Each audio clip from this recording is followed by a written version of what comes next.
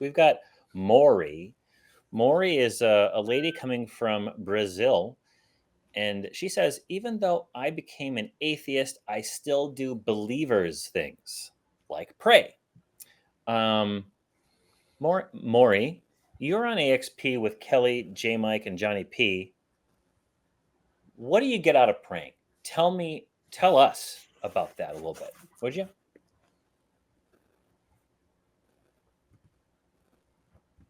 Hello, Oh, there we go. guys. Hey. Hey. Sorry if I don't understand what he's talking. Uh, Sorry if you don't understand what I'm talking, because this is my first conversation in English, so I'm pretty nervous. You sound perfect. Sound great. You sound perfect. Yeah, you sound great. So tell us more about this praying business. What do you get out of it? Thank you. Well, What? the issue is that I had became atheist with a few months ago. Mm-hmm. Well, with a lot of help of the Atheist Experience. So Nice. right now I am feeling a little bit guilty because before I became an atheist, I just don't realize how religious I was. I never considered myself a religious person.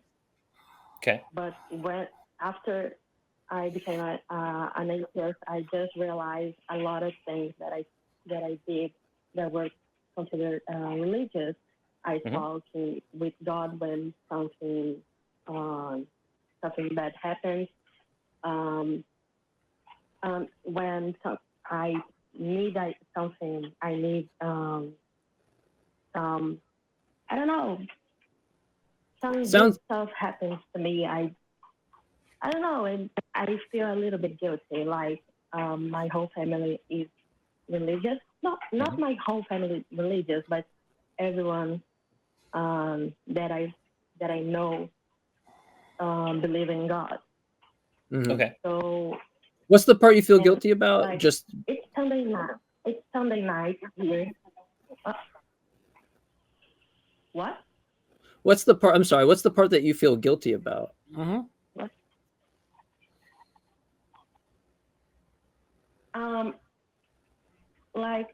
It's Sunday night right now here, and my mother is right now in the church. Mm-hmm. She's praying, she's singing, she's really she's a member of the church, you know. And the most part of the people in that church are from my family. My uncle is my great grand uncle is the pastor. I have a lot of cousins in this church, and it's like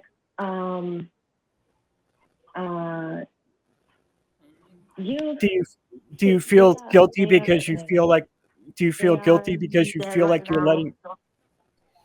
I think there's a delay. There is a delay. So just to wrap it up real quick. So Maury, everyone in your family, or a significant portion of the members of your family, are in this church. They believe, they participate, and you don't believe. Do you still go to church?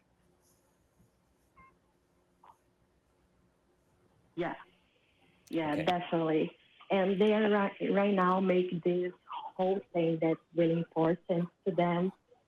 And I am here just doing this stuff. I don't believe that God talking to me. I just need some good energy, and I don't believe in this energy crystal stuff. But I just need some. It gives you comfort. Right? And I am here just. Yeah, it gives you comfort because you're it's what you know, right? I mean, it's everything that you know. Good. Sorry. No, you're okay. There's a delay, so it's unfortunately that's kind of the card we're dealt with I think being as far away as we are. But it's something that you've known your entire life, right? It's like it's like, putting on a shirt or it's like, you give anybody who's like never worn clothes for the first time, it's gonna be awkward and very weird, itchy for them, right? It's not for somebody who's their whole life gone through a routine, they brush their teeth or whatever, right? None of this is weird to you. And it's so you fall into these habits. I've never been religious, so it's hard for me. Like I've had more of a spiritual kind of belief in the past, but I could totally see like at least what I could suspect the issue being is that you're completely divorced from everything that It's like you're starting over. It's like a new birth. It's a new awakening, right? It's like an atheist awakening. And so you don't have any of the tools that you used to have. You have completely different tools, and you're developing and you're sharpening those tools so that you can reason better as you go through. And this is the part, Mari, that is gonna fucking suck the most, because you're gonna have to deal with all the stuff on the outside with your family, feeling guilty like you do when you shouldn't have to feel guilty, right? There's no reason you should feel guilty if you express to people, hey, I don't believe what you believe in. I'm okay with you practicing what you practice. As long as there's no tension coming in from this side, we should be all good. There's no reason you should feel guilty. And I think it's just this lack of having the tools sharpened because you're just kind of getting over that hump, presumably. I don't know. What do you think about that? Is that accurate towards your situation, or am I way off?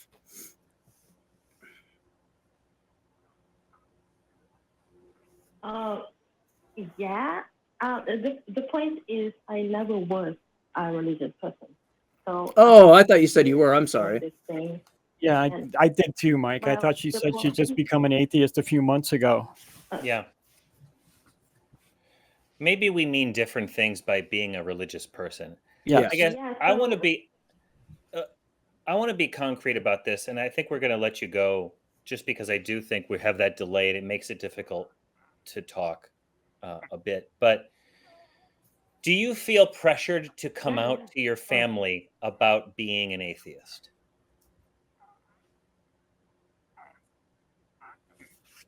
No, I never was really close to. I was physically close to this church stuff, but I never was in the church stuff. I always think about church boring, the whole thing. Actually, I like the religion stuff. I am really passionate about the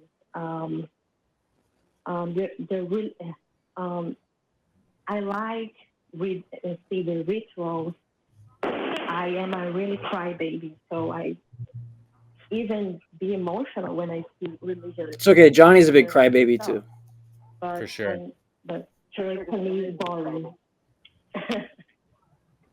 But church to me really boring, Yeah, Maury, I agree. I'm gonna go ahead and just say I think you're not alone in any of this. That those of us who believed or didn't believe and came to not believe, there's a bit of a going through the motions that we have all done as we're distancing ourselves from the communities that we belong to, filled with people who do believe. There's a lot of comfort a person can get from engaging in ritual. I have friends who don't believe in magic, but they do ritualistic, ceremonial witchcraft because that gives them a kind of a headspace to think about and process the thoughts and feelings that they have in their very busy lives. It's not unusual to find yourself in one way or another as we say, the black sheep of the family. I don't know if you have that phrase in Portuguese, but the person who doesn't quite fit with the rest of the family when it comes to certain practices. For me, it was sports. On one side of my family, a bunch of sports people. I couldn't care at all about sports. And so I, didn't need to make a deal about it, but I just didn't engage. And so if you don't feel the need to express to your family that you don't believe in whatever the family does church-wise, I don't see the benefit of you doing so. But I wouldn't feel guilty that you don't believe. I wouldn't feel guilty that you engage in a kind of meditative prayer or presence of mind practice. I would just keep on listening to that inner voice telling you what you need, and finding community of other people, of a community filled with other people who don't believe or who believe like you do. But I actually am going to let you go. I just final thoughts, guys. Well, I mean, Kelly, you go ahead. I have something I want to say kind of after this. It's not really related to Mari's, but related to the overall kind of thing. I was going to say, don't feel guilty because you feel like you're letting your family down. This isn't about your family. This is about you. And just because you don't have the same religious ideals as your family doesn't mean you should feel guilty over that. And I feel that that's why you're getting these guilt feelings, because you feel like you're letting your family down. Don't do that. You don't have to feel that way. You are you're your own individual. You can't help what you believe. So you shouldn't feel guilty for that. That's about the only thing the only advice I can give you, honestly. That, and stick with it. I mean, keep looking for the evidence and don't back down. Do what you need to do. Do what you need to do. Do what you need to do. Yeah, do what you need to do for you. Jim, Mike, what about you? You had some thoughts? I do. This is more on the, like, because I don't know if Mari's familiar with like Scientology or something like that, but I was going to use this example. I was watching some like documentaries, and I like watching crazy cult stuff and just peering into the inside of these beliefs. And I was watching one where one of the person that left, was like a head security guy from the Church of Scientology, would still bring his e-meter with him. And knew it was bullshit. Knew it just read electrical impulses. Didn't actually measure the mental mass or whatever they claim. Right? It's not reading your thetans, but he still got some solace and some comfort. And in the documentary, it showed him like packing up. It was like you could tell it's part of the transitioning period where I'm sure maybe today he no longer has the aid of it. But yeah, I see this with even things where people go, I know this e-meter is bullshit. Like, I know it is. I know Scientology is bullshit, but I have to go through the therapeutic practice of auditing. It's just, for whatever reason, gives them comfort.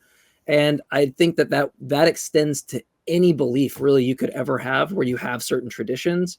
It's just the way our brain works. It's our biology.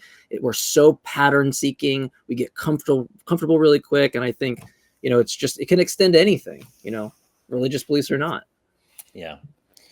Yeah, nothing unusual there. But yeah, keep processing. Do whatever you need to do ritualistically to process it. Some friends do tarot cards. Some friends meditate. Some people exercise. Some people do community service and have quiet moments, but I don't think it's unusual.